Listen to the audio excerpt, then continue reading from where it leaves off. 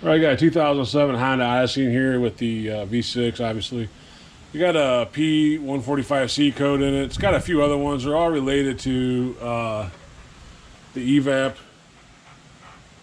And let me see if I can.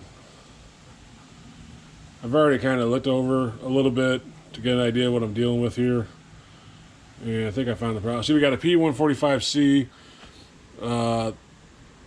evap system purge flow malfunction, 0497 system low purge flow, low flow detected, 145c, same thing, and then 497. So we got the two codes, 497 and 145c. And basically, normally on a lot of cars, you can put a vacuum gauge or a vacuum pump to it and pump it up. And a lot of times on a lot of cars, they'll be open. So you'll pump it up and it'll never build pressure. It'll just keep going to zero. Like right now, I'm at about a little under 20 on it, and it's holding pressure. It's not. There's no decay on it. It actually holds there forever. Most of the time, when these purge solenoids are out, a lot of times they get stuck open, and that's what causes a lot of issues. You'll have when you fill up your gas tank, the vapors will go back into the intake manifold and kind of overwhelm the engine a little bit, and you'll come into issues like that. It seems like on Hondas though, they just because when they're at a rest, they should be closed at all times, as long as it's not trying to purge the vapors up out of the tank. And a lot of times on Hondas, though, it's kind of the opposite. They just stay closed when they go out. It's not necessarily a solenoid problem as far as like the plunger. It's more of an electrical problem. Not an electrical problem as far as wiring, but as far as the solenoid itself doesn't work. So I'm going to go into the scan tool here, and we're just going to go to evap test and solenoid test, and we're going to go to the purge valve solenoid, and all I'm going to do is just turn it on. So right there it's at 100%, and this gauge should go all the way down to 0 if I turn it on, and it's not moving. So that's telling me that the solenoid's not working, and we have an issue there. Now you can test the wiring on this. I'm going to turn it off real quick. And I'm going to put my test light to hot and see if the computer's telling it to ground out when I turn it on. And then if it does do that, then we know that we don't have a wiring issue at all. It's just strictly a solenoid issue. So I'm going to put it on the wire here and turn the solenoid on through the computer, and you can see the light comes on. So all this is a bad purge solenoid. You have one line that comes from the intake manifold, and we got another one that goes back towards the fuel tank. And you have one connector. So I'm going to go ahead and pull that off, and then we'll put the new one on and test it out. I'll kind of show you where we're at here. And we're back. I got the engine cover off already, and the purge solenoid on these Hondas are right here, and they're kind of on their sideways in a way. So you have the top line. This is my pump here.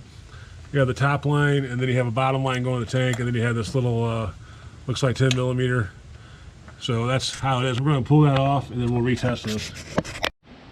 So this is kind of what we're looking at when it's off. You got two 10 millimeter bolts. It's going to be like this in the car. You're going to have 10 millimeter here, 10 millimeter here, and then two lines.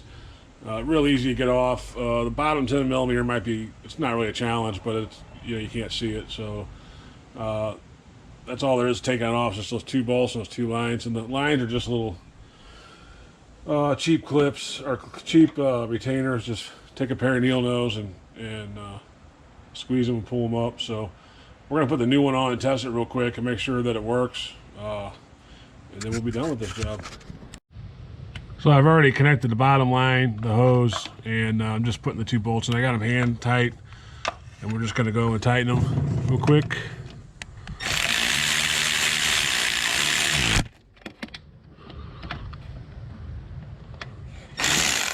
The bottom one, like I said, there's a line there. It's a little bit, not hard, but it's, of course I can't see.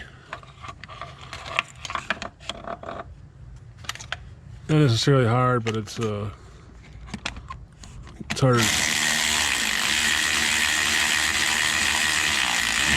All right.